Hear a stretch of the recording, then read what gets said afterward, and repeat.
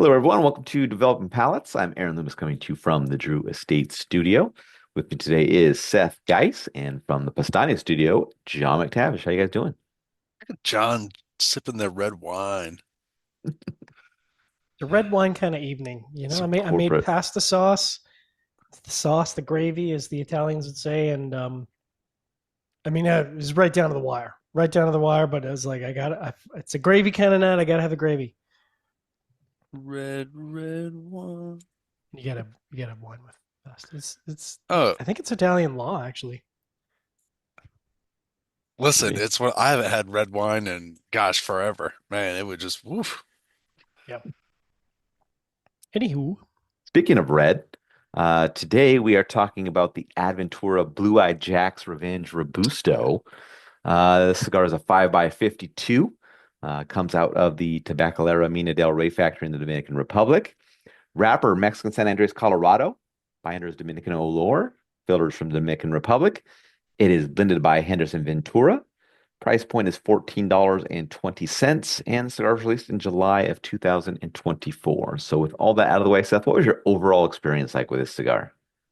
I don't know how we connected with red wine, but I like it. So, it was first served nice dry earth. I was getting some soft pepper. There's tobacco, leather. There's some sweet spices. I had like this really faint mocha quality. It was just kind of like a little bit of chocolate cream.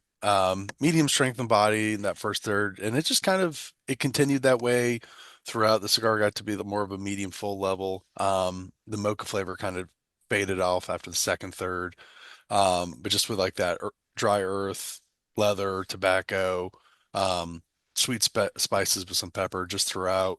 Um, Decent burn, decent draw, nothing to write home about.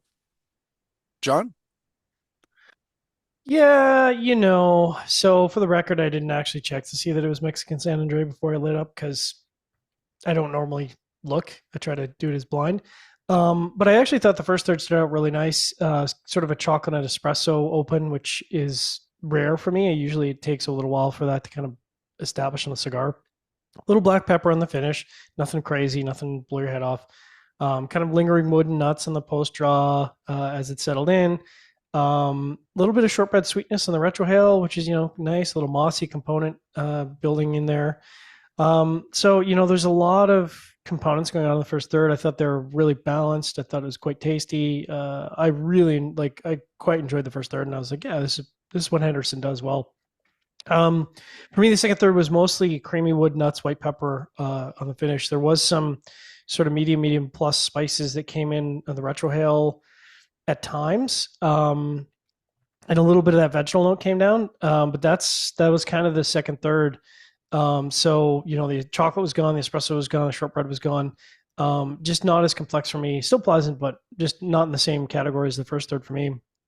And then last third, kind of creamy wood, tobacco sweetness, a little bit of light spices on the finish, light plus, I should say. Tannic wood kind of joined in as it moved towards the halfway point, and then kind of in the bottom half. And I think Aaron, you've talked about this as sort of a mintiness, like a bite, as it sort of heated up, and so it's kind of hard to differentiate kind of earth and mintiness. But I felt like it was because the cigar was heating up, it was burning a little hot.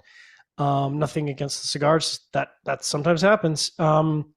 Burn was excellent, razor straight all the way through, and draw was excellent. So I guess you'd call it above average overall. Aaron, what about you? Yeah, for me, the cigar started with heavily toasted cedar, slightly sharp black pepper, and some earth. Um, the earth later became even with the toasted cedar up front. Second third saw a heavily roasted coffee join in, and then the final third saw the cedar become lightly charred, and the heavily roasted coffee moved up to become even with the cedar and the earth. Um, for me, just an average flavor profile throughout. Heavily toasted, kind of later lightly charred cedar, the earth, and the heavily roasted coffee were really the drivers for the profile, but definitely a heavier profile than I'm used to from Aventura, and nice to see some, range from them. But the flavor profile just didn't really do it for me in this blend. But if you're a heavily toasted cedar, earth, and dark roasted coffee combination fan, then definitely a cigar to try out. So, but I don't think it's going to be something I'd come back to. All right, with all that out of the way, let's get into the scores. We're going to start at the top with John at 6.1. I gave it a Wow. 5.65 and Seth gave it a 5.5. So, John, how'd that 6.1 match up for you? Well, it matched up in my experience well. I'm surprised I'm the high score on this. I kind of figured maybe Seth might outscore me on this one, but it matches up well. I mean, it's a fine, as June says, it's a fine score. There's nothing wrong with it. I'm disappointed in the sense that, like, man, there's been so many good cigars come out of Henderson and ADVentura, and I really dig the brand. I think if that second third had been as good as the first third, this would have been in the high sixes for me. But 6-1 matches up well. Yeah, my 5.65 matches up well. Average flavor profile throughout, really good construction, just a little bit of a wavy burn, but nothing really to write home about. So, yeah, it worked out. Seth, 5.5. Yeah, I mean, I think it's better than some of the Adventuras I've had. I think it's kind of a roller coaster of a brand in terms of what's put out there.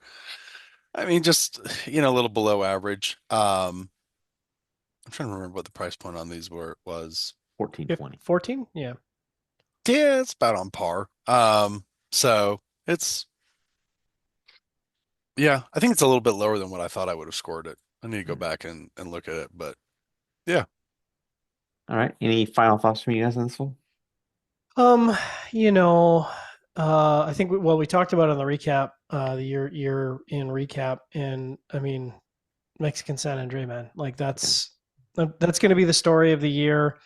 I don't know actually in this case that the Mexican San Andre was the issue because I felt like the first third was good, but um, I think if I had seen the blend going in, I would have been pretty, what's the word I'm looking for? Not hesitant, but like, trepidatious, I think is Yeah. because like if you look at all this Mexican San Andre reviews we've done and you were to average those scores, I'd bet it's in the low fives on average. So it's just I mean it is what it is. People got to use the tobacco that's available and affordable. I think Henderson should stick to Dominican tobacco because he's really really good at it. And yeah. I think it's interesting that there's just a lot more like Mexican Colorados. I think Mm, it's kind of like that's on the rise. yeah. I think that, It- I mean, I think that there's so much more Mexican being used because broadleaf is not available, right? That people are trying to do some variations of Mexican San yeah, Andres just to kind of change it up a bit. I'd love to see more Mexican Claros, but it's this every still, there's some every now and then, but Every now and again. Yeah. people shy away from it. I mean, who knows, right? Maybe it's just the varietal or the growing location just doesn't lend itself to high yield. I don't know. Yeah. All right, wherever you catch this video, be sure to like and subscribe, but check out the full written review on the website, developingpalace.com. Follow us on all social media channels, and you can catch all of our review recaps on podcasts. So iTunes, Google Play, and Podbean. Thank you for tuning in. We will catch you on the next one. Blue eyes, full heart, can't lose.